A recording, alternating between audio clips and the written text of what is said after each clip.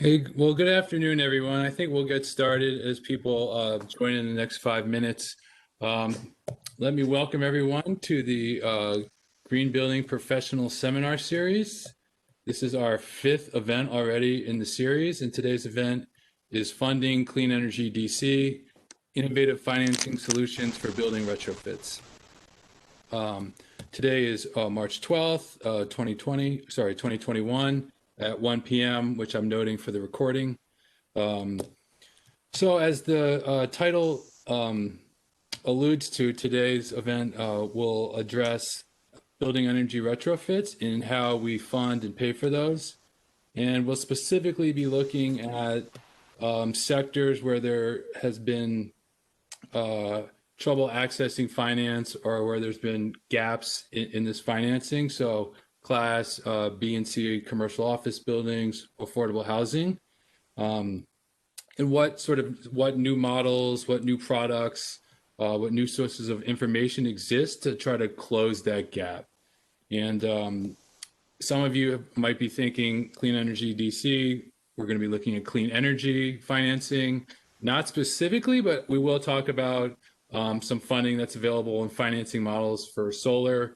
As you know, most of our local solar or local energy generation comes from our rooftops. So solar and building energy retrofits often go hand in hand. So a few administrative things quickly before we get started. The first is we will be recording this and posting it on our website a few days after today's event. The second is you should be muted right now.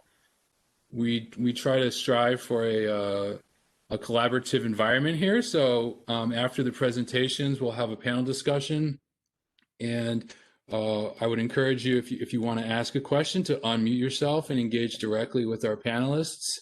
And throughout the presentations and during the panel discussion, you're also welcome to use the chat box if you prefer. I think many of you also have your videos turned off. That's fine, but if you want to turn them back on, either now or during the panel discussion, we welcome that as well. Final administrative note, I just want to thank our partners, the Mayor's Office, DCRA, for their support of this event. And I also want to thank our director at the Department of Energy and Environment, Tommy Wells, and Director Dr. Lawrence, who's the head of the Energy Administration, for supporting this event and also the initiatives we've discussed at this event and over the past 5 events. So as I mentioned, the Green Building Professional Seminar Series this year has looked at the Clean Energy DC Act. And so for those of you that may not be familiar with the Clean Energy DC Act, it was passed in 2019 and was widely considered one of, if not the most ambitious state-level pieces of climate legislation in the country, and which we're very proud of here. Although the competition is fierce, and so states and cities continuously pass new things and try to take the title of being the leader. But the Clean Energy DC Act did a few things. It set a goal for having 100% renewable electricity by 2032. It created the nation's first building energy performance standard, trying to reduce the emissions coming from our building sector, which accounts for about 75% of our emissions here in DC. It set targets for electrifying our vehicles and buses, and it established and funded existing low-income programs, weatherization programs, affordable housing programs, or retrofit programs, and energy trainings for some of our local businesses. Whenever you have a big law, people always want to know how you're going to pay for it, how it's going to be implemented. So it established some financing streams as well. So some financing was set aside to help affordable housing become more efficient.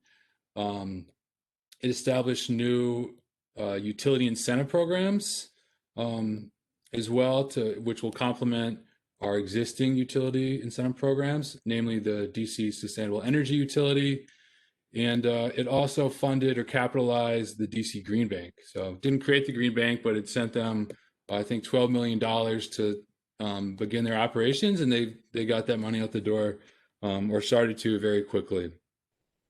And so those new sources of funding that came out of there complement a much bigger pool of private and public sector financing that's available to our real estate community to help them improve their building performance and reduce their emissions. But as I mentioned at the beginning, today we're going to be looking at some of the new and innovative programs, products, and information resources that have been designed to target where the gaps have been, where folks in the real estate industry haven't really had much luck upgrading their buildings. So that's the Class B and C buildings, that's our affordable housing buildings. And so we have a really good group of panelists today, and I will let them introduce themselves during their presentations because they can do that better than I can. But we have folks from ULI, Block Power, the DC Green Bank, and the Building Innovation Hub. So I will turn it over to our first panelist, Marta, to kick off the series, and then we'll hear from all the panelists and end with a panel discussion.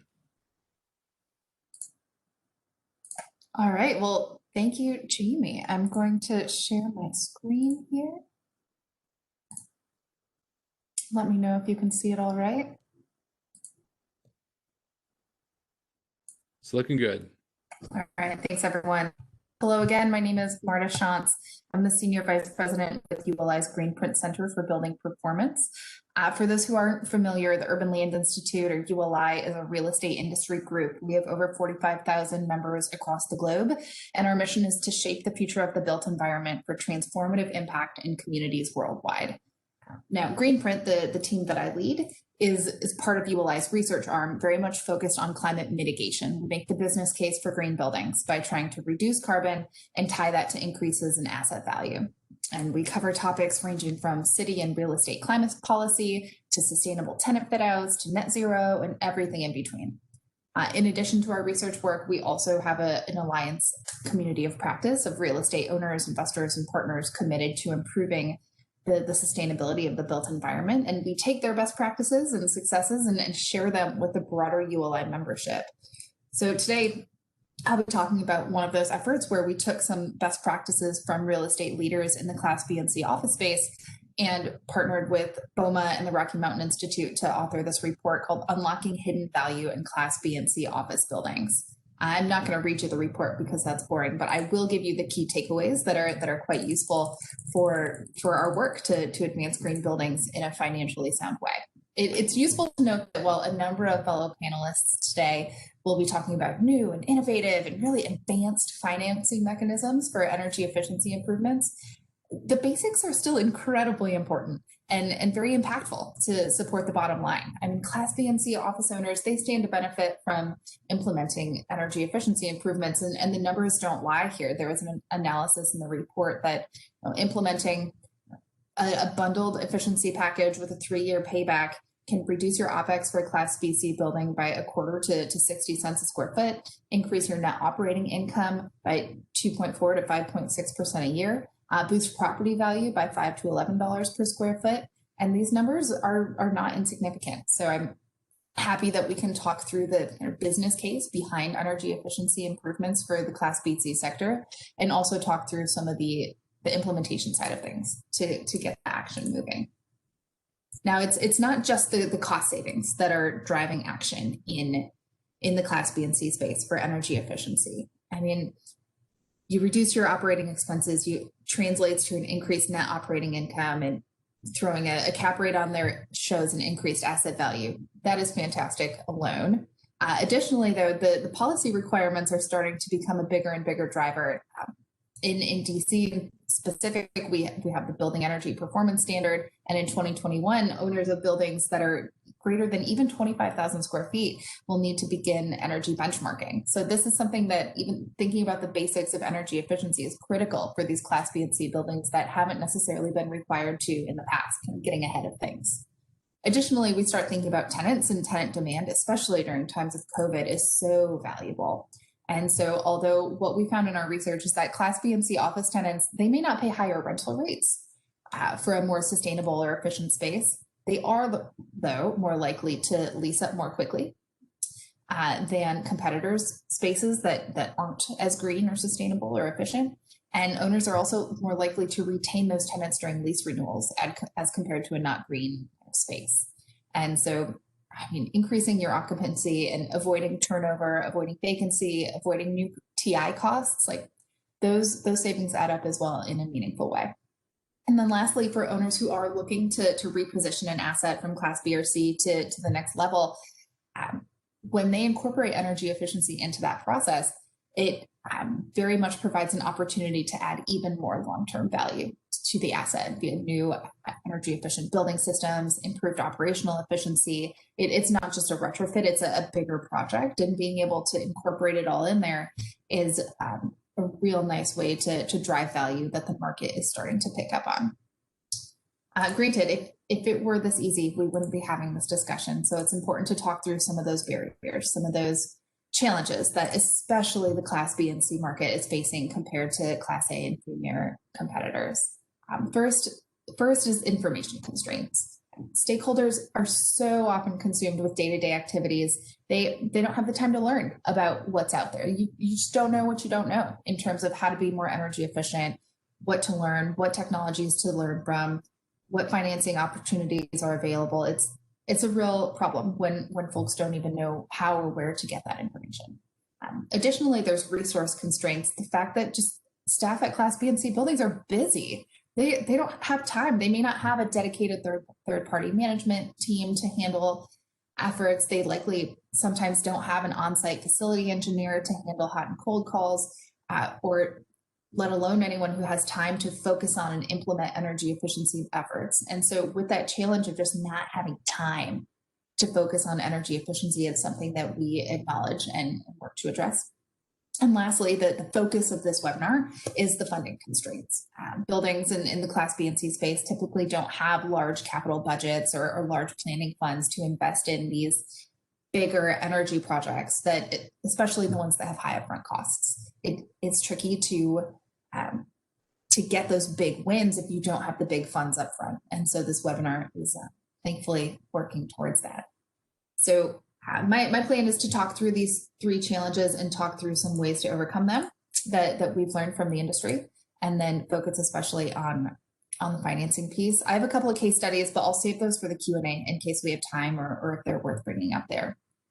When it comes to laying the foundation to overcome the information constraints, like that's what we want to get to. There's so many education opportunities out there. So taking the time to find the right groups, like your local BOMA association, AOBA, your local ULI chapter, ULI Washington here in DC, local USGBC chapter, NCR, and also local city environmental offices and utility websites like PEPCO and the DC SEU. The Building Innovation Hub in DC is another phenomenal resource for that. And so there are a lot of education opportunities happening that folks just have to try a little bit to find and then take advantage of. Additionally, if there is a property manager at the site, then there's a real opportunity to follow their guidance, because a lot of times property management firms have the scale and standard operating procedures in order to improve energy efficiency and have that company-wide experience that can be applied to a single building. So looking for a property manager who has energy efficiency experience is a big help as well. Next on the list is benchmarking. And I imagine folks on this webinar have heard, but I will repeat it because it's worth saying. You just can't manage what you don't measure. And so Energy Star Portfolio Manager offers a free online tool. The district has been promoting benchmarking for years and years. And unfortunately, very few Class B or C office buildings do this. It's easy. The time commitment is low. The opportunities that arise from it are high. And it's just something that you have to take that first step to start unlocking that hidden value in your building. Additionally, when there are these local energy efficiency regulations, it's important to get ahead of the game before you're fined or you're scrambling to meet deadlines that you get in the mail. So being able to think about that information piece of things and know what's coming, plan ahead is quite helpful. And lastly, spreading word. I mean, one might call it bragging, one might call it sharing, but making sure that your stakeholders know in your team, whether it's your tenants or your property manager, facility engineer, contractors, vendors, or your peers at fellow firms. Just sharing what you've done is so helpful to get an understanding of what's actually feasible and what's actually been done. So that's the information side of things, just taking those steps to understand really what your options are and how to do it. From there, we start thinking about staff time, just the fact that staff literally don't have time for this. We've got to make it as efficient and impactful as possible. The goal is to maximize equipment efficiency basically in the building and minimize cost and staff time to do it. And so we've got a handful of points here that address it. First and foremost, you want to make sure that your building equipment operates efficiently. That can be like LED lighting upgrades with controls and sensors. That can be just keeping tabs on your BAS system if you have one, or installing programmable thermostats if you're on pneumatics, or widening your HVAC set points, walking the building with low-cost tools to detect leaks or air quality details, and then doing it at night when no tenants are in the building to see if there are changes, avoiding deferred maintenance. Those type of examples are very low-cost ways to identify some legit savings. After that, then you start thinking about conducting an audit, whether it's ASHRAE level 1 or 2, and then retro commissioning the equipment that you learn from that. And so energy audits completed by local professionals really do help identify cost-effective and very site-specific energy efficient improvement measures. Sometimes the local utility or other city agency also has funding available to pay for those audits. And so it's worth looking into that too, to see if that assistance is available. I mean, who knows the last time equipment was tuned up in your building? And so there are just a lot of opportunities on that front where we know your staff is busy. And so being able to really highlight those key opportunities in the simplest way is what we're going after when we think about energy efficiency in that sense. Granted, we get to the funding constraints, which is what we're all here to talk about today. And they're generally considered the largest barrier to energy efficiency for Class B and C office owners and operators. Just that limited working capital is a barrier. It's a challenge. And unfortunately, a lot of owners just aren't interested in taking on debt to finance energy efficiency improvements. They prefer to pay for all the upgrades out of pocket with a sub 3-year payback period. And while those are the general preferences, it just means that projects with larger upfront costs, the potential long-term savings are. So we need to reduce the cost burden. For capital intensive projects, that first offsetting those upfront costs can be done through utility incentives and other like rebates and ways to reduce that. And then you start spreading the balance through options like on-bill financing, CPAs, energy performance contracts, vendor financing models. From there, you start thinking about how to make the numbers work out a little better. So if you can bundle energy efficiency into broader renovations, like say you're redoing your lobby, it's a great time to incorporate LED lighting and controls. Say you have a tenant moving out and a new one moving in, incorporating energy efficiency into that next tenant fit out is a real nice timing piece to bundle these costs together and make it more manageable. Then we think about the major repositioning opportunities, like moving from Class C to Class B to Class A, and those huge investments. The energy efficiency is just such a smaller piece of that pie that it's much more easy to stomach when you're looking at how it pencils out and how the financials play in there. And so being thoughtful about those opportunities, especially if you have a portfolio, thinking through those different choices in a systematic way is quite helpful. Now, we think about financing strategies, and I want to go into these in specific because they're very helpful. First and foremost, there are ways to share these costs with your tenants. And so cost recovery provisions for energy efficiency upgrades, just putting them in your standard lease forms is becoming a more and more common activity. And a core provision of these green leases is that mechanism where owners can recoup their upfront investments in energy upgrades just from their tenants over time and kind of amortize it over the life of the equipment or over the life of the lease. And then the tenants and the owners both get to share the costs and the benefits of those improvements. It's a really nice partnership to get everyone bought in. Sometimes those lease negotiations can be a little contentious, but there are a lot of proven ways and posted ways online. I imagine the hub, and then also there's a green lease library where this type of language is available and shown to be done. The language can be structured in ways that can provide a win-win for owners and tenants. Additionally, then we start thinking about local utility incentives and rebates, and like PECO and the SEU and DC have a lot of great opportunities for commercial and residential customers to implement efficiency measures like lighting retrofits, audits, larger capital improvements. And additionally, Pepco has even on-bill financing in which they fund improvements up front, and then the buildings pay back the cost over time based on the difference in their monthly energy bill. Pepco, has that for their small business energy loan program. So that's just one example of getting creative with programs that exist, but maybe you haven't heard of yet. Additionally, CPACE, the commercial property assessed clean energy loans, those are just off the balance sheet loans that repay through the property tax assessment.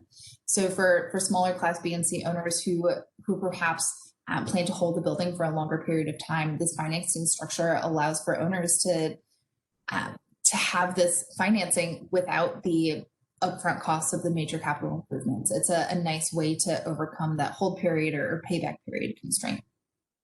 Additionally, there's an opportunity for energy service contracts in which the building owners kind of set their financial and performance criteria for a large project, and then the service provider develops a turnkey solution that meets or at least exceeds them, and then the project is paid for those savings derived from the project. The service provider is the one who guarantees the level of savings based on their analysis, which makes it less risky for the owner. And then lastly, vendors are also getting a little creative with their incorporation of incentives and savings. And so sometimes if an owner doesn't want to wait for the utility entity to give the rebate or the incentive, maybe it has to be proven over time through measuring and verification, perhaps. The vendor might pay for it upfront and then just take the incentive later. There are some creative strategies on timing that owners have found to help get these projects moving and get those savings started. So those are the big pieces of financing that I wanted to make sure were presented at the beginning of this webinar. To close it out, we've got this cute graphic from the report that just talks through the key building strategies to think about for energy efficiency in a space. Some are no to low cost that really don't even require any financing, and others are a little bigger. But to list them out from start to finish, you first started collecting your energy data and benchmarking the usage to know what the problems are, where to address. Then you start implementing those low and no cost measures. You engage your tenants not only for behavior change, but also with green leases to share cost recovery and get their buy-in on ongoing savings. Performing an energy audit to identify energy conservation measures and specific to the building as opposed to kind of big picture. And then moving in for retro commissioning to tune up those building systems that need adjustments to operate as efficiently as possible. Then we look a little bigger with capital improvements for those larger savings opportunities and bundling sustainability into planned repositioning of projects where that's applicable. It's very doable. It's very achievable. It just takes a little focus to get over that information constraint, learn the basics of what you need to know. It takes a little bit of staff time to make the improvements that efficiently and effectively as possible to get those savings. And then it takes some trust, I suppose you could say, to trust the financing mechanisms out there and take advantage of them for the best of your building. So with that, I will stop sharing my screen for now, and I look forward to the rest of the presentations. Thank you, Marta. And thank you for the reminder that you don't need to necessarily be innovative or do new things. You just need to commit to doing it. And there's resources out there and a plan out there to do it. It's always a good reminder. And next we'll move on to Colin, who's with Block Power, and I will let him introduce himself and the model his company has brought to DC.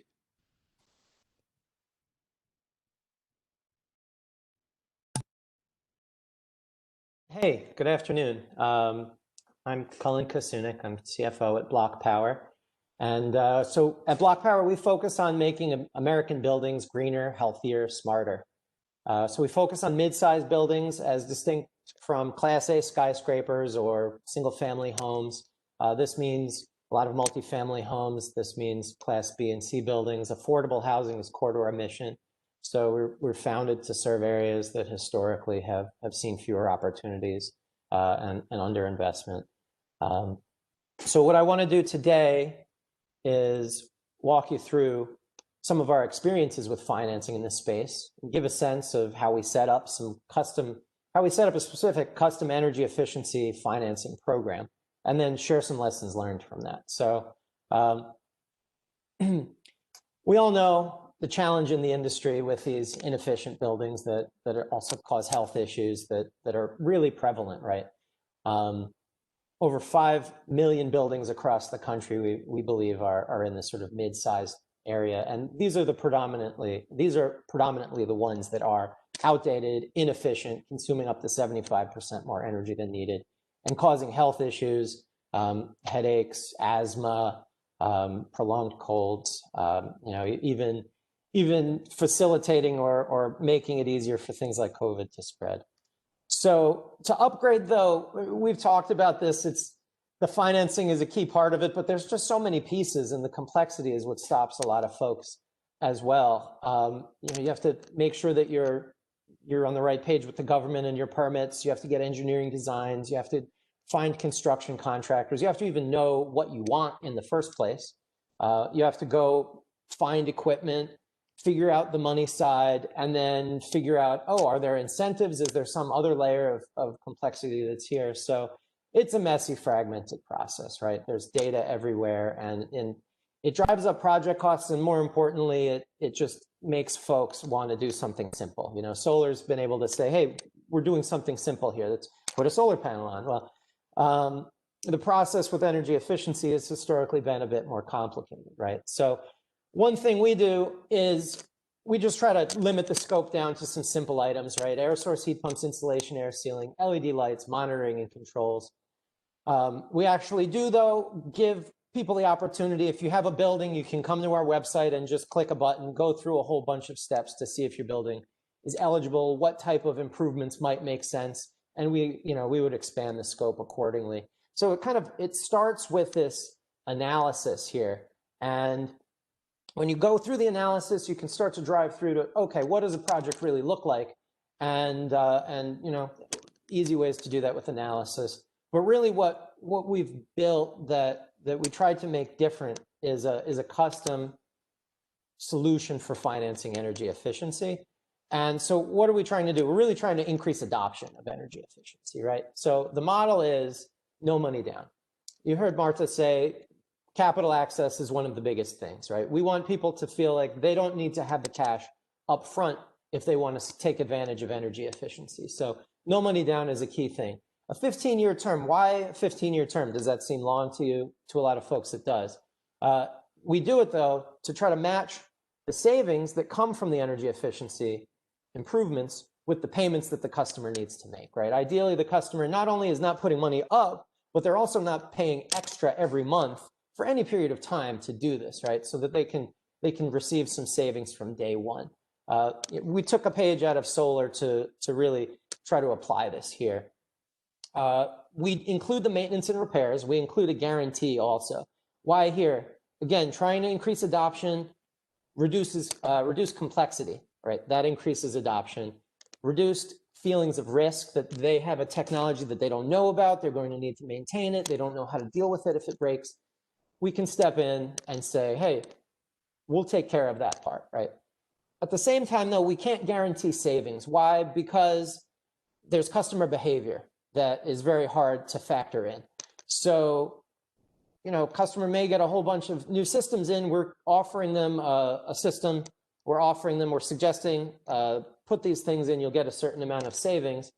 But maybe they decide they like to now open the windows, right? Or turn the heat up a lot higher now because that's just what they want. So that's the thing that we haven't been able to control for. right? Certainly, we'd love to be able to give a guarantee of savings, but that's, as of now, that's where we are. And also, because of the structure we have, where we do have the maintenance and repairs and the guarantee, we've wound up with a structure that we call an ESA, but it's really more like an operating lease, right? It's a flat payment over time. We'd have a 1% escalator, and that means there's a buyout at the end. So not everyone is a huge fan of the buyout at the end.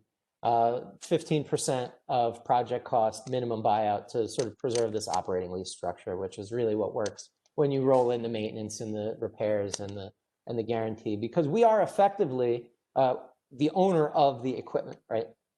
We don't take a lien on the property. This isn't like a mortgage. This isn't like PACE, where there's a town or county level lien at the property. We're taking a lien only on the equipment, and why we actually own the equipment.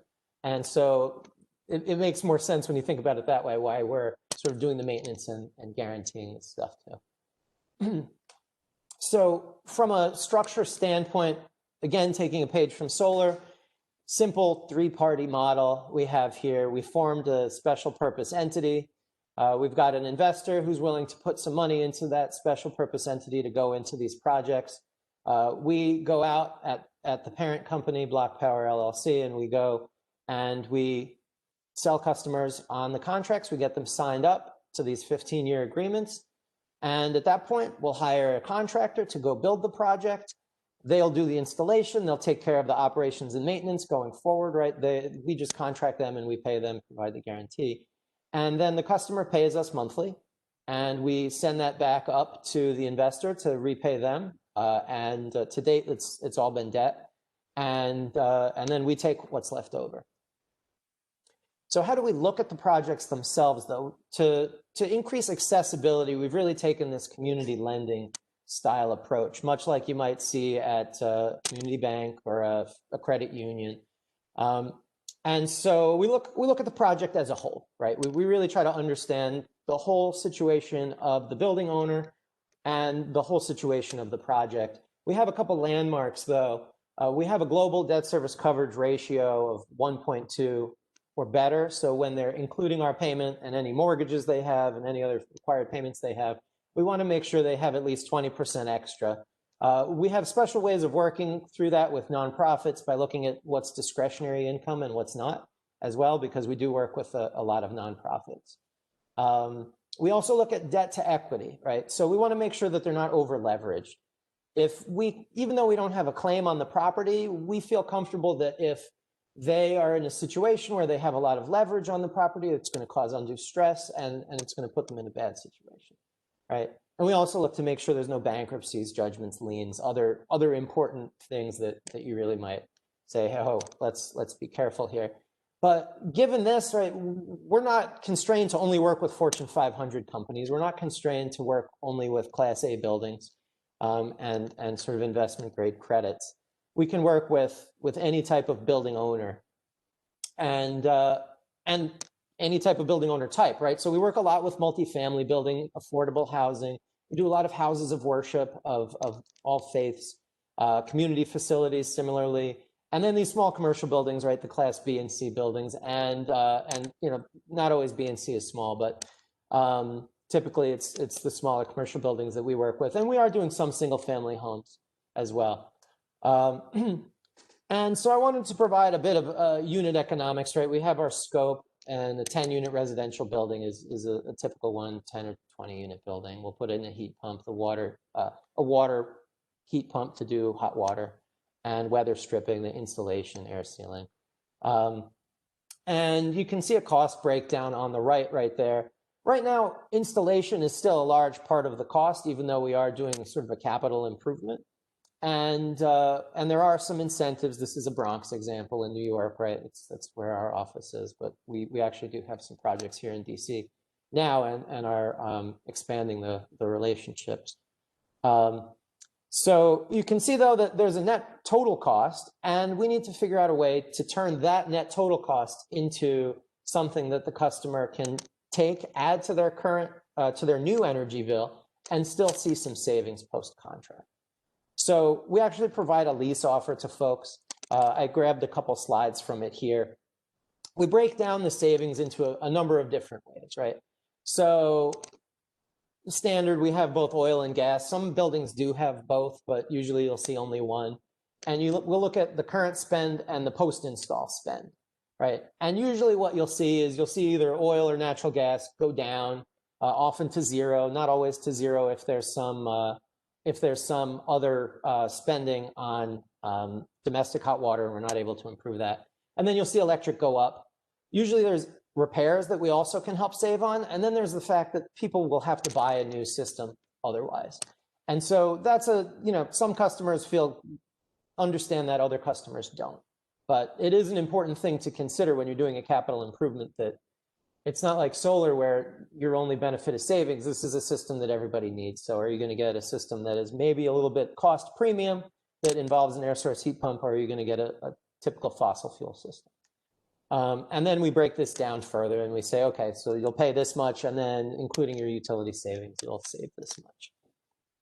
So we've had some successes with this model, right? We've had it out for maybe a year so far. In the midst of the pandemic, we've got 17 projects to date. So folks like it. Customers are coming off the sidelines. People who we had cash offers to, and people still like cash offers sometimes, right? And I'll talk about that more in a minute. People have been coming off the sidelines saying, oh, this is great. This is solving a problem for me. So we think it's the no money down that helps. And there's interest, in fact, in the guarantee aspect. And some folks have the cash and they say, okay, I want to pay up front. I don't want to deal with this 15-year obligation, but I still want the guarantee. How can we do that? So we're figuring out ways that maybe just the guarantee can come into play. And so this has been all direct to consumer, but installers and manufacturers are also showing interest. I mean, this is a tool that they can have that can help them sell projects and put energy efficiency out there. So we're working on some different ways to engage in that area.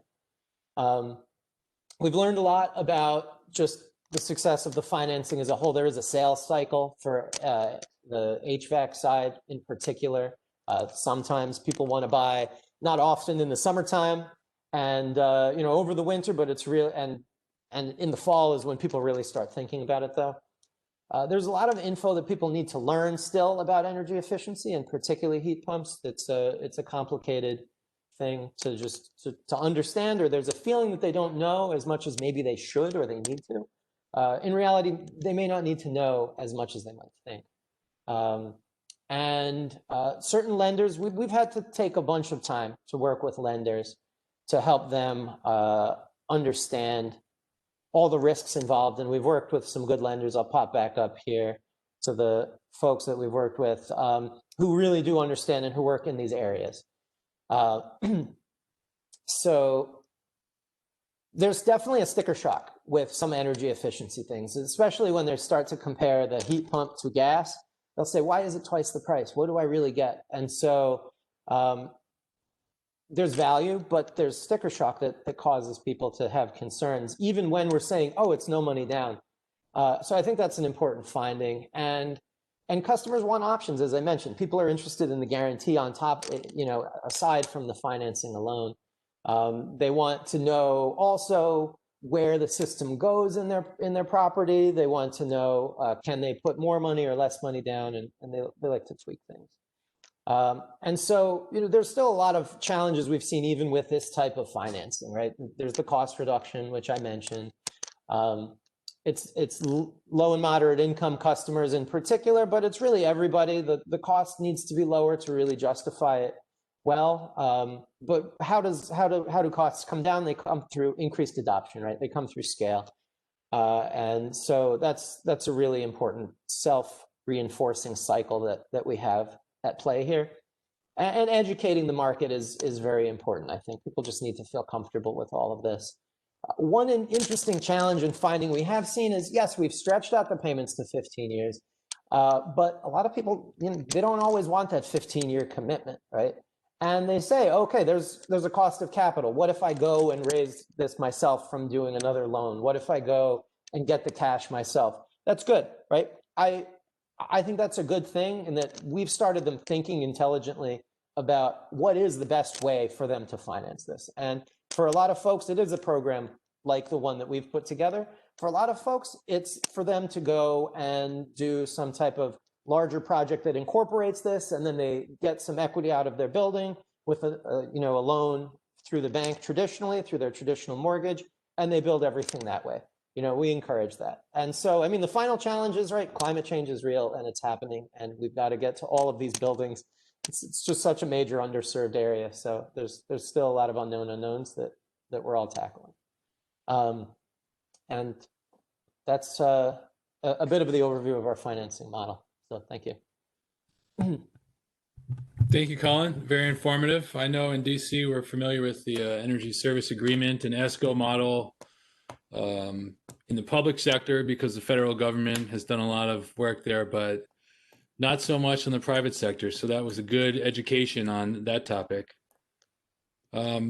So with that, we'll move on to Donald and Shira at the Green Bank to talk about, well, I think they have a lot of new things, new website, new product.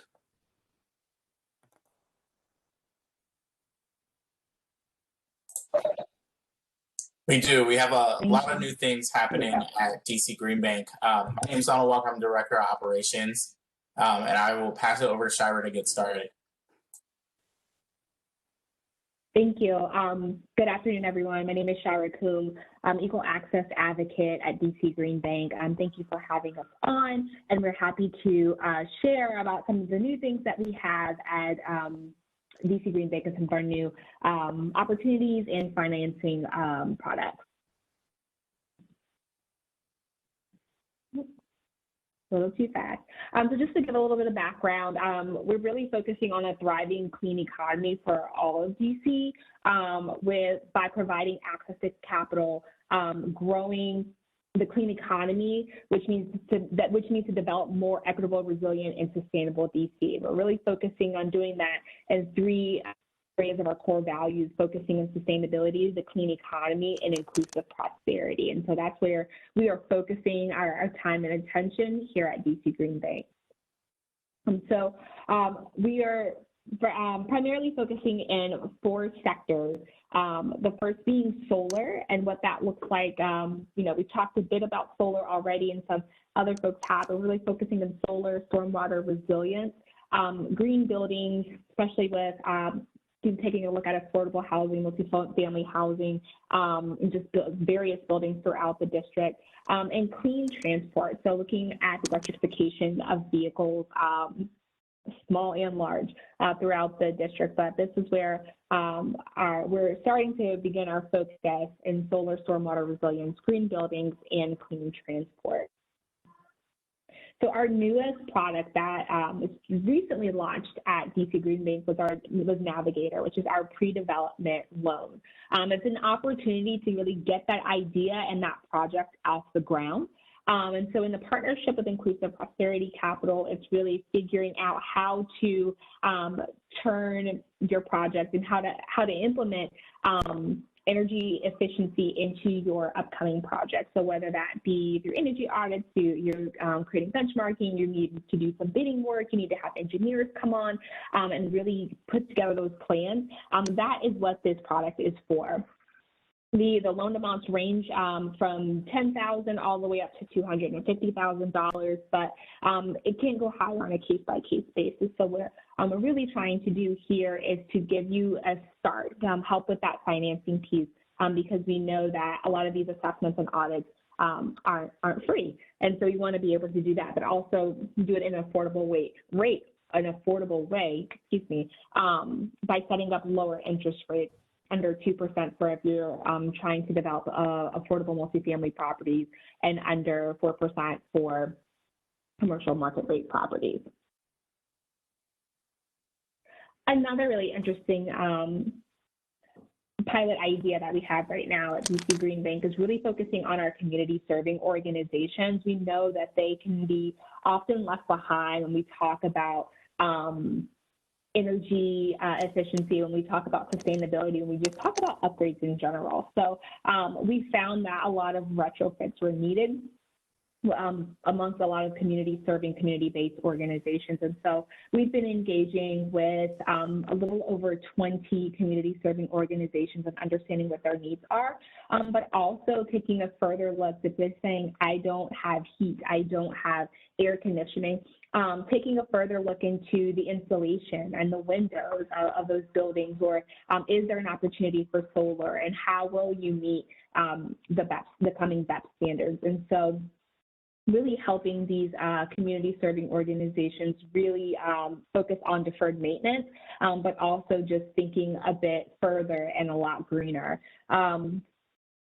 Being creative and flexible with how we structure financing opportunities for them as well.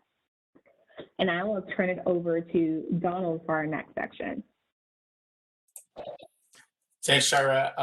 One of the big things that we want to make sure that we emphasize at DC Green Bank is really being able to talk about some of the projects that we've done, because sometimes it's easier to be able to see some of the things that you can do to be able to really get things going. And so one of the first projects that we had was the Solar for All 2020 project, where we partnered with Flywheel Development, and it was really focused on DC Solar for All program and being able to participate with that.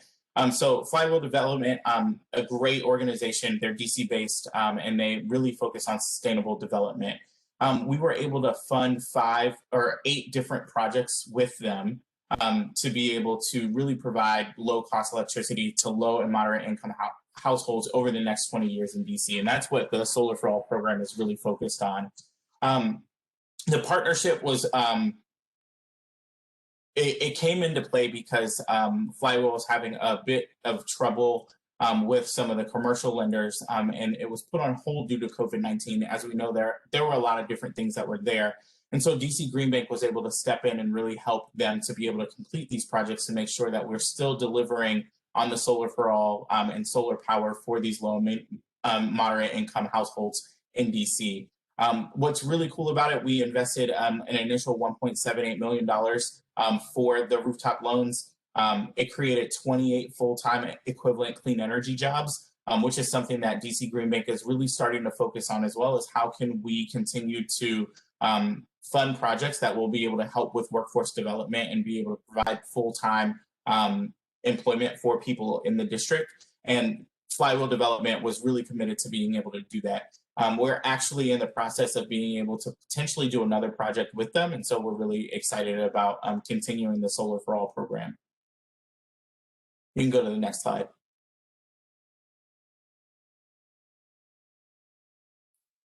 Specifically, the most recent project that we actually got an opportunity to go and turn it on last week, it's connected to the grid, was the Abrams Hall solar installation at the Walter Reed location.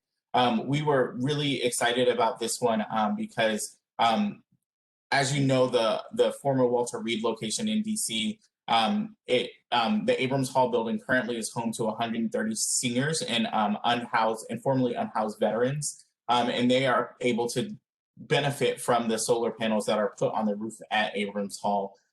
We are looking to continue to figure out where there are needs in the city. And so this specific project over at Walter Reed, like I said, we just turned it on last week. It was and through a couple of months of development. But it not only is going to be helping to participate with a community solar program for the people who are living at Abrams Hall, but it will also be the energy that's consumed will be also routed to other low and moderate income families in DC. You can go to the next slide. One of the products, and so Shira highlighted 2 of the specific products and programs that we are doing right now. One of the biggest ones that we're working on is CLEAR, which is a commercial loan for energy efficiency and renewables. This program was actually developed by Montgomery County Green Bank, and we were able to adopt it for DC Green Bank as well, where we're really looking at existing commercial, multifamily, commercial and industrial tenants, condos, co-ops, and HOAs and nonprofits to be able to accelerate some of the clean or energy efficiency pieces that need to happen with their buildings. And so the specific terms for the loan really depend on who you are and what you qualify for. But they range anywhere between $10,000 and $250,000. Of course, we will always consider a higher amount of a loan based on a case-by-case basis.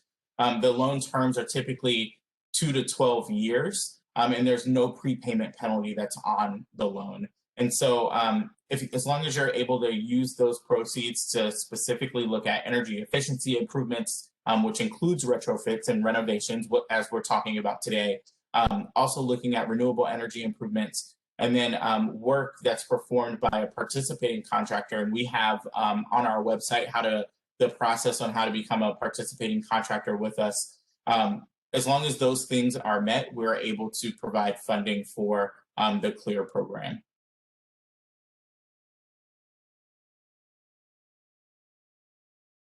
And the last big thing that I think we want to talk about here is our open request for proposals. We also completely understand that in the DC market, it might not just be some of the energy retrofits that you're looking for, but there might be other programs that you're looking to fund, especially when it comes down to sustainability. And so as we are growing to be able to continue to meet the demand for clean energy and energy efficiency upgrades across the district, we are welcoming open proposals through our RFP process. Specifically, this is looking for projects that are larger, that are over $250,000.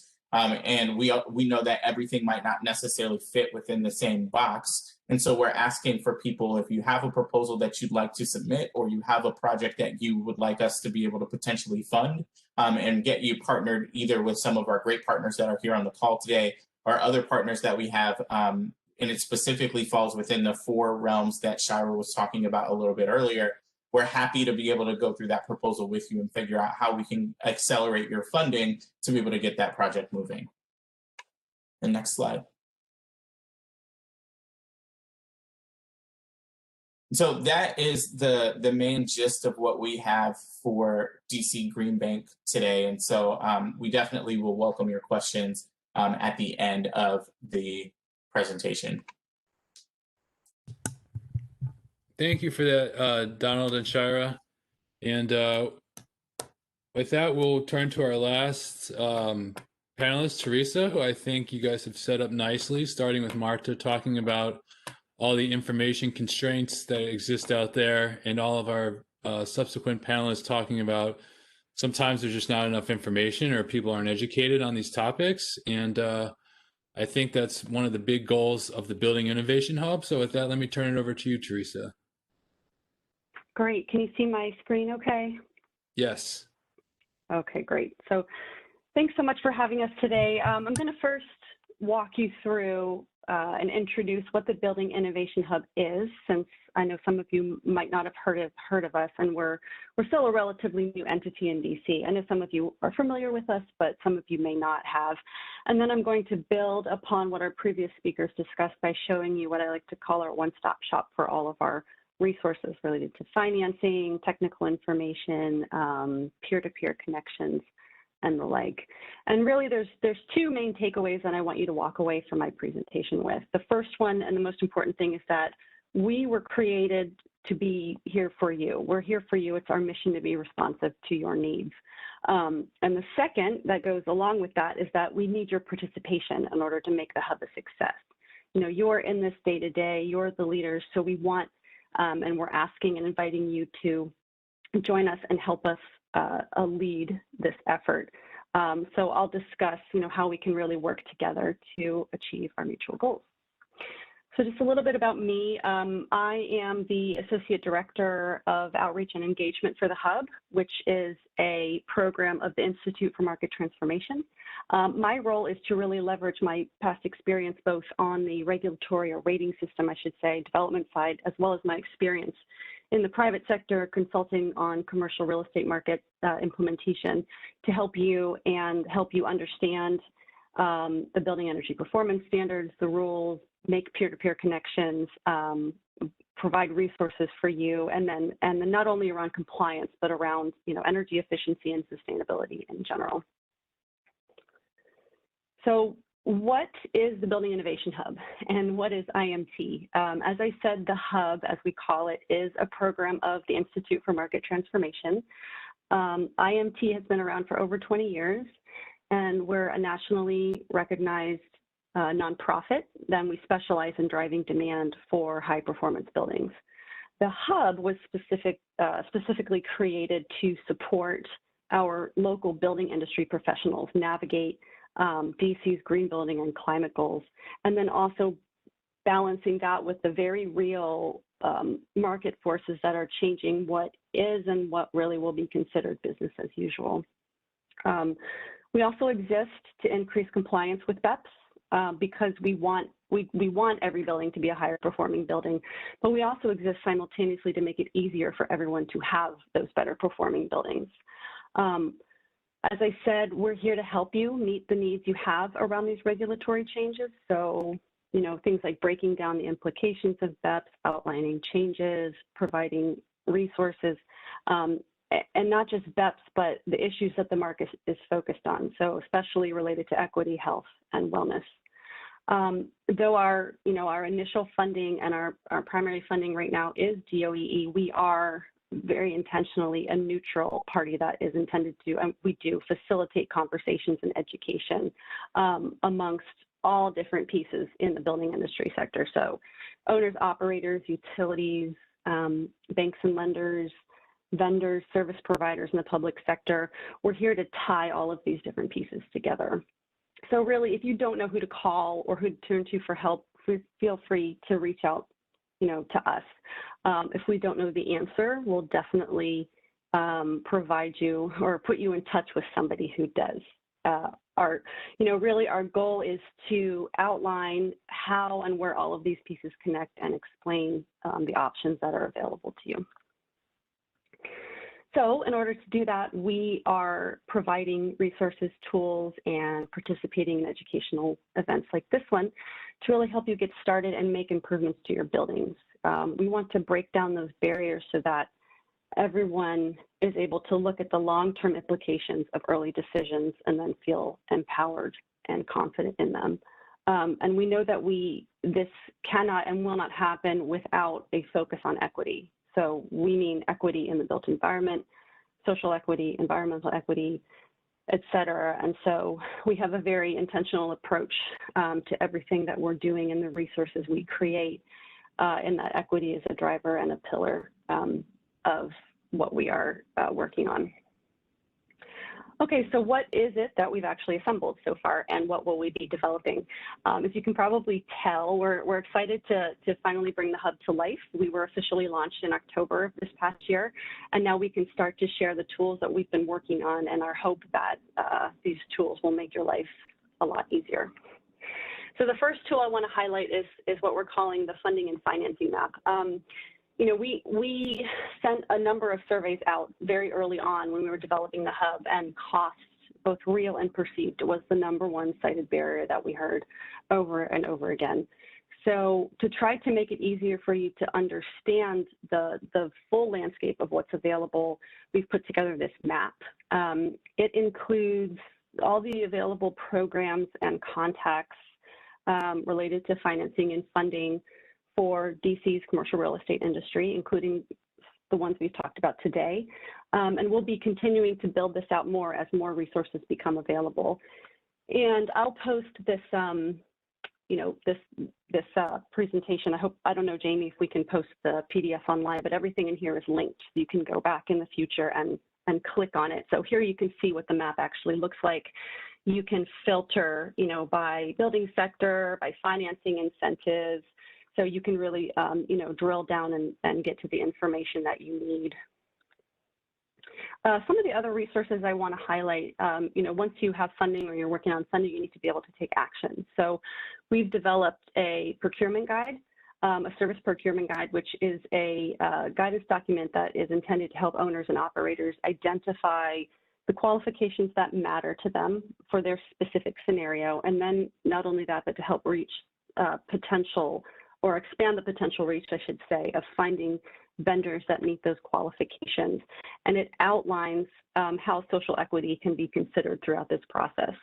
So on our website, if you scroll down, you'll see this 9-step process related to service procurement that sort of walks you through best practices and how you can achieve those goals.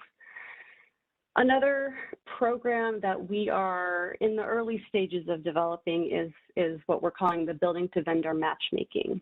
So this will be a database that will help connect buildings and owners and their projects to a larger pool of available qualified contractors and vendors. Right now, it looks like this. There's an intake form. If you are a building owner, a portfolio owner, a vendor, a contractor, you can fill this out. It will populate our database. And then once we, as we continue to achieve a critical mass, we'll be publishing that database, and they'll be able to, begin making connections between vendors and building owners. And then the last thing I want to highlight on this this slide is the High Road Contracting Guide that we've put together. So as part of our commitment to equity, we've worked with Emerald Cities Collaborative to build out resources on high road contracting. And high road contracting focuses on historically disadvantaged community members. So right now we have a guide and some overview documents on what that is and how it fits into the procurement process. But what we're working on is taking that further, actually crafting templates and sample language to simplify the process of ensuring that diversity and inclusion is part of the procurement process, and to connect buildings to smaller or minority-owned vendors. This is another kind of a word vomit here, but there's a lot of links that you can come back to later. This is really an even broader list of resources. This kind of gives you a flavor for the other types of things we're developing. What we have for everyone that is involved in a building or a project process, so owners, operators, designers, contractors, consultants, you name it. We have, in particular, some of the things to highlight is we have a summary of BEPS. So we put the rules into plain speak in order to help explain it to those who may not be as well versed in the technicalities. So we'll be updating this article as things evolve. We also have related tools to help you understand what energy benchmarking is, why it's important, and how it can be an opportunity to improve energy savings, as well as just generally what it means and why it's important. And then also resources around common errors in benchmarking so that you can ensure that your reporting is accurate. We have an operations and maintenance best practices for energy management guide. This was put together by the AOBA Educational Foundation, and it explains the role that operators, or that operations, I should say, and maintenance play in adding value to owners and portfolios. And then we've also developed a guide about green leasing and BEPS and what each stakeholder needs to do as a result of these changes. And I do want to make a plug. There is a Green Lease Leaders Recognition Program that highlights forward-thinking landlords, tenants, brokers who are using their lease in innovative ways as a tool to reach certain sustainability, health, and efficiency goals. And the awards application is open now, so through the end of March. I encourage you to check it out and apply or spread the word. And then the last resource that I really want to highlight on this slide is the building industry playbooks. We have a number of playbooks that outline the specific actions related to BEPS compliance that you need to take for each discipline. So architects, owners, operators, brokers, tenants, et cetera. We have a playbook for each industry, which really walks you through the steps. Obviously, this isn't it. We have a number of other resources. We have resources such as what we're calling the market leaderboards, and those are boards that highlight the owners and operators that are running the highest performing buildings in the city, because there really is a lot of great work already happening. And so we want to showcase that and provide, in a way, case studies for others, to be able to use to emulate. So you can obviously use all of these yourself or pass them on to clients and team members as primers. So what's next for the hub? As I alluded to, we will be developing BEPS-specific education when the rules are finalized. We don't currently offer specific one-on-one services, although that is something that we are building out as we build out capacity. That is something that we do want to continue, or we do want to build out. But as I said before, our goal is that we're here to help you. So we will do our best to jump on the phone with you, answer questions, walk you through anything, put our heads together. And if we don't know the answer, we'll make sure to connect you with somebody who does. We're also currently in the process of setting up a diverse advisory board that is representative of a variety of the building sector to guide our actions. And I think we anticipate it's going to officially launch in a month or two. We're close. And then we've also launched a hub membership with different tiers. We have a founding member special going on right now through Monday. I know that's short notice, but we can extend it if you're interested. We're offering a pretty steep discount in membership for people who are interested in becoming a founding member. And really, our memberships we're aiming them for people who want to be on the leading edge of this work, who want to demonstrate to the market that you're a key player, whether you're on the owner portfolio side or you're on the vendor side. We have these memberships where we are partnering with people to sort of co-lead educational series and really, lead the market down this path. So check out our website. You can find all of these tools and resources. And again, just to close it out, we need your participation to make the Hub a success, because it's our mission to be responsive to your needs. And frankly, we also, really want you to reach out and tell us what you're thinking, what you like and what you don't like, what you need more of, because we want you to let us know how we can, make your lives easier. So thank you for having me today. And I think we are now moving into Q&A, right? Yeah, thanks, Teresa, and thanks for all of our panelists. Those were all very interesting presentations, and so let me just take some time now to open it up to anyone in the audience that might have a question in general or specifically for one of our panelists. And I'll invite you to put it in the chat box, or if you're feeling brave and want to engage, you can unmute yourself and ask the panelists directly.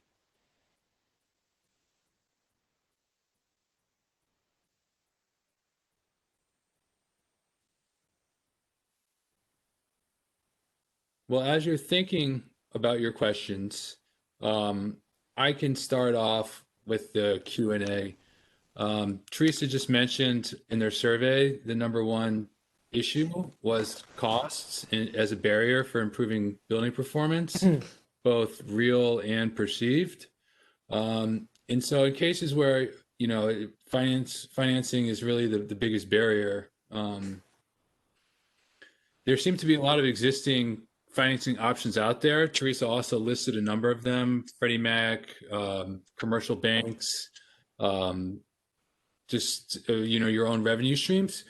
So what is my question is, what is wrong with the current products on the market now, and why aren't those getting to the businesses that need them? I would start by saying change is hard. That's one of the biggest pieces, right? Anything new, anything different, anything that's not what you're currently doing in the real estate sector is a risk, and real estate overall tends to be very risk averse. And so when we think about all of these fantastic new tools and resources and reports and incentives and programs, like, if the ship ain't broken, folks don't really want to fix it. And so there are drivers like local regulations that are starting to get folks moving. Tenants are starting to ask for more. But until there's enough pressure and convincing that these new opportunities are worth change, that seems to be a real barrier. We're working on it. Yeah. I'll jump in as well. In terms of just actual financing programs, I think one of the big things is there's a lot of programs that are out there. There's a lot of incentives as well that are out there. First of all, people need to know about them, and people need to want to do it too, right? Just because it's even there and they know about it, there needs to be some other pressure just generally to make any change, to your point, right? To make any change, it helps to have someone out there shepherding it and saying, hey, make this change. This is why you should make this change. Let me help you make this change. Let me help you understand it. Then besides that, there's the typical upfront cost stuff that we talked about in our presentation, and the fact that usually you need to put some money down some way.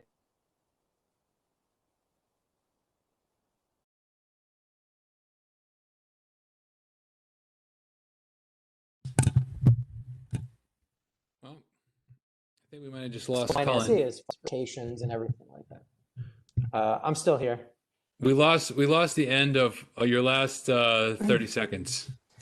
Oh, gotcha. Yeah. So I was talking about upfront cost and long payment cycles, and how there are a lot of options that are shorter term. There's a lot that are standard, right? There's a lot of good creative ones that I saw today and that we know about.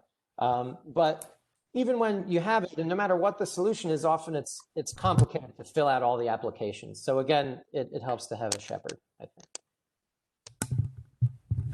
Thanks. And we have a question in the chat box from Brian. In regards to a triple net lease, do sustainability projects tend to have more success when the process is initiated by the tenant or when the process is initiated by the landlord? For those who aren't familiar with lease terms, I'll jump by saying that a triple net lease is when the tenant pays for all of the utility costs. Like it just goes straight to them. The owner doesn't cover any of it. And so there's this real split incentive where when everything just nets over to the tenant, like what does the owner care if the space is more sustainable? They're not paying the utility bills. It gets more complicated if the tenant wants to do something around base building systems, because then you do need the owner involved for, chiller replacement or variable air volume, the AV boxes in your HVAC, whatever it may be. Or if it's just like lighting improvements and plug load controls in the tenant space itself. So if it's something where you need that partnership between the tenant and the landlord for a base building system, I would say the answer is both. You want the process supported by both, no matter who initiates it. If it's something solely in the tenant space itself that's not affected by the broader building, the tenant can just go for it. And so there's that opportunity too.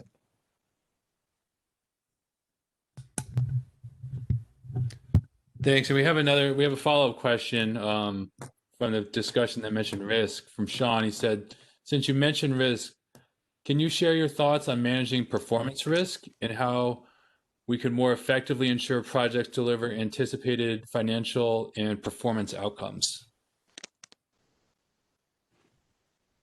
I'll let any of you answer that.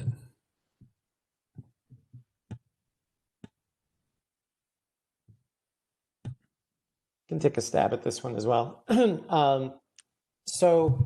Really, how is performance risk handled right now? It's very often handled through either a shared savings contract, right, which should at least give folks equal skin in the game, or it's managed through a lot of analysis, or it's not managed, right? And so what folks will do is Energy Plus or manual J calculations, various types of engineering calculations, and these can be very effective. The best way to manage performance risk is to honestly do an M&V and tune it, I think. And then I think the other thing that's maybe a bit of a cop-out, but in energy efficiency is, I think, very important, is financial performance isn't, nor should it be, the only thing that matters, right? Comfort is a very important factor. Control is a very important factor.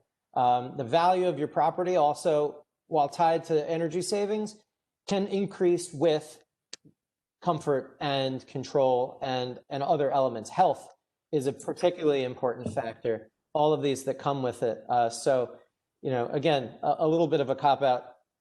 Final answer too, also monitoring, measurement, and controls here are particularly important. All the projects that we work with generally have them.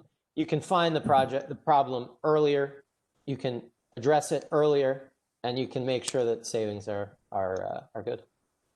I would add on to that. That was great, Colin. I would add on to that by simply saying that just vetting the technologies and the solutions ahead of time, like reading through case studies where those those systems have been installed, finding peers who have used that vendor and trust that they will do a good job. I mean, being able to see examples of folks who can vouch for that technology or vouch for that project that they did in their own building or that they've proven out with the numbers also goes a long way. Just to know that this isn't some random technology being installed, this a proven model that will work in your building too. That always helps. And the hub has a number of case studies, right? Yeah, that's a great point. I think, this is also something that we as a hub, hearing all of your feedback and your questions, are going to try to address with our resources too, providing more resources to help you make those decisions and to provide, to conduct the analysis, get as much information as you can, making the connections to qualified vendors. So all of the things, that both of you were just mentioning is something that we're looking to build upon for our website here in the near future. Yeah, I know building owners often, they're most comfortable when they see their peers have already implemented a project and they can say, oh, hey, I know this person, I know what their bottom line is and why they're doing this. And this technology is proven, this model is proven. And Marta, you mentioned you have some case studies, examples in your report of projects that have been successfully implemented in DC. Can you share a little bit about those? Yeah, happy to. Glad I prepared a couple just in case. So here's one. Let me know when you can see it. This is 1100 17th Street. Both of these that I'll share are in DC proper. The company called Ackridge owns this building and manages it. And they just did simple equipment maintenance and retro commissioning. That's what RCX stands for, to save energy and also address tenant complaints, which goes along with what Cullen was saying about like comfort and quality of the space. So it's a building built in the 60s. And when they bought this asset, the number one complaint was that the induction units providing heating were just awful. Everyone hated them. Hot and cold calls day and night, well, not night, all throughout the day. The tenants just hated it. And so instead of replacing the systems, the building engineers walked through the property and just cleaned and tuned up, retro commissioned each unit. Just very low cost because it's maintenance, it's manual work there. And those tune-ups were a much lower cost than completely replacing those units. And it ended up reducing tenant complaints by 90%, which to me is like such a win. And then also though, I didn't include the savings numbers on here, but they ended up saving, let me see it in my notes. Oh, maybe I didn't save it, but they ended up improving their energy score by, I think, like 10 points, which is also really strong when you're thinking about building performance, and it was just incredibly cost effective. So you think about, you don't necessarily need huge improvements if you can take the time to make impactful improvements and get the savings through that kind of low cost way. The other one that I'll touch on real quick is with Washington REIT.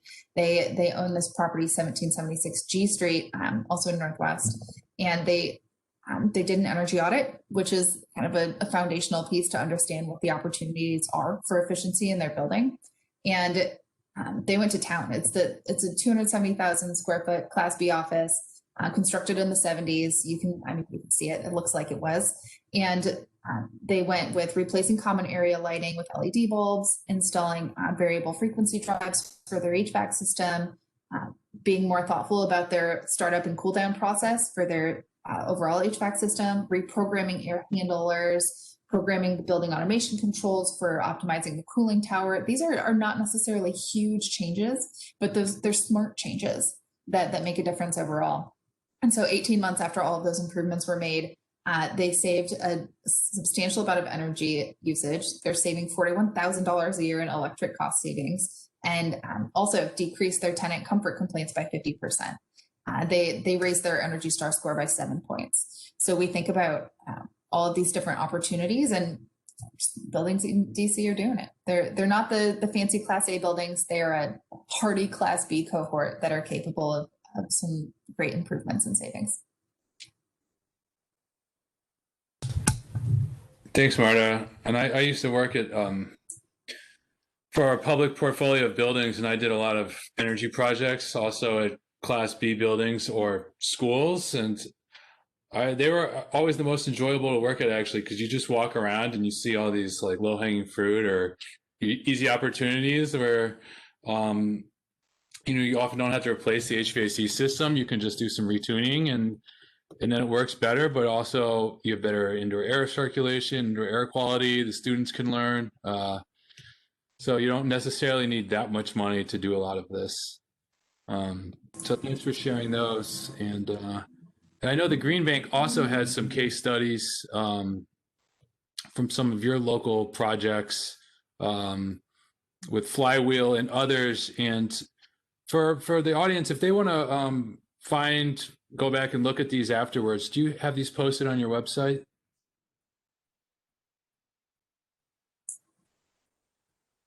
Sorry, I was getting to the unmute button. We do have all of our everything that we've currently got posted on our website. We just relaunched our website this past week, so it used to go to .org. You can still type in .org, but we've changed over to .com. So dcgreenbank.com. .org will reroute you, and there is a page specifically that talks about our products, and then also another page that specifically talks about the Flywheel Development Project. And as we get new projects that are happening, we will continue to update the website with those things. Since we're still fairly new, we are in the process. I can't really talk about a whole lot of different things because we're still in process with a lot of different projects, but we've got a good pipeline of people who have already reached out to us, and we've got a couple open RFP proposals that have come in, and we've got some really cool things that are right on the horizon. That's great. Thank you. Any other questions? Go ahead. Oh, I was going to say that everything that I discussed today in terms of the resources and the primers are also published on the Hub's website. I don't have this PowerPoint presentation posted, but I can certainly distribute it. But all of the links are already on the website. And then I noticed one other comment, if it's okay, Jamie, in the chat that I saw related to the Clean Energy DC Act. And Sure. Yes. The Clean Energy Omnibus Amendment Act of 2018 is really where the BEPS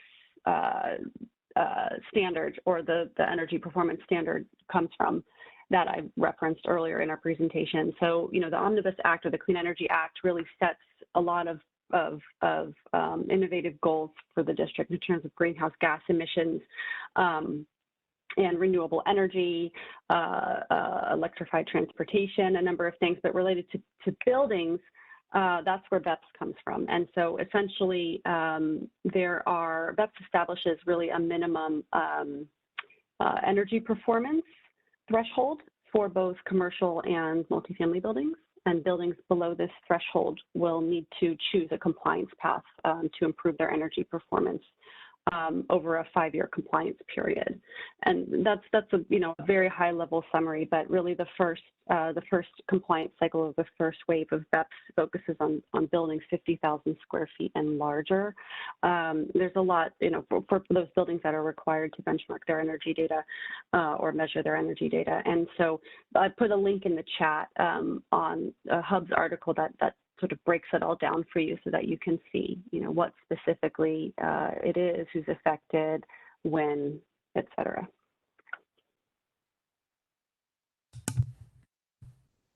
Yeah, thank you, Teresa. The BEPS is driving a lot of our energy efficiency stuff right now. Although I will note, it's mostly for buildings 50,000 square feet or larger. And so if you're smaller than that, we have a lot of energy efficiency programs going on in the district right now. And, maybe federally there's new stuff might come down from the new administration. We have building codes. And so there's a lot of regulatory drivers that are pushing all of our buildings to be more efficient, and might eventually drive them to be all electric, which goes back to the heat pump conversation. So I'm sure we'll be having that conversation in the future as well. But one thing I'll close and note that we have an event next month on April 14th, which will specifically look at BEPS, the Building Energy Performance Standard. So if you're interested to learn more about how the Clean Energy Omnibus Amendment Act in BEPS will impact the building community, and also how the building community can take steps now to prepare for it, because it is a 6-year program, I would encourage you to join us for that event, and that's April 14th. And then my final plug will be the Clean Energy DC Awards are open. If you Google Clean Energy DC Awards, you'll probably find it, because I don't have the link at my fingertips right now. But if you've been involved in a really good project recently, or any good case studies that you know of, and you want to invite those people to submit a project, we would love to review your project and give you a big award and invite you on at one of our next events to come talk about your project. So with that, let me see if any of our panelists want a final word. Well, thank you very much, and thanks for all you who attended today, and we'll see you next month. Thank you all. Thanks, everyone. Thanks. Thanks for joining.